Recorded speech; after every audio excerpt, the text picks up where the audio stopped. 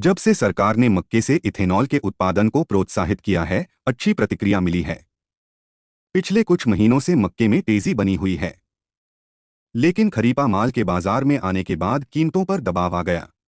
हालांकि इस साल भी इथेनॉल की मांग बनी रहने की उम्मीद है और मक्के की कीमतों में सुधार के संकेत हैं। पिछले सीजन में मक्के की पैदावार इथेनॉल के लिए अच्छी हुई थी। देश में पेट्रोल में इथेनॉल मिलाने के लक्ष्य को हासिल करने के लिए सरकार ने अखाद्य अनाजों से इथेनॉल के उत्पादन की अनुमति दी थी। देश में इथेनॉल के लिए चावल का इस्तेमाल बढ़ रहा था, लेकिन पिछले सीजन में देश में चावल का उत्पादन घट गया, इसलिए कीमतें बढ़ गईं। इथेनॉल कंपनियां चावल से इथेनॉल का उत्पादन करने में सक्षम नहीं थीं। इससे अनाज से इथेनॉल का उत्पादन कम हो गया। सरकार ने इथेनॉल उत्पादन के लक्ष्य को सरल बनाने के लिए मकई से इथेनॉल के उत्पादन को प्रोत्साहित किया। इसके लिए मक्का इथेनॉल की कीमत बढ़ा दी गई। इससे इथेनॉल के लिए मक्के की अच्छी मांग बढ़ी।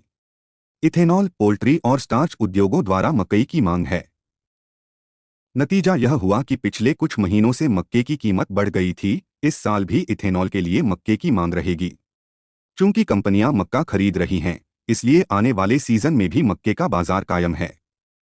वर्तमान में अधिक नमी वाला मक्का बाजार में 1,300 रुपये से बिक रहा है, लेकिन गुणवत्तापूर्ण मक्का अभी भी 2,225 रुपये की गारंटीशुदा कीमत पर बेची जा रही है।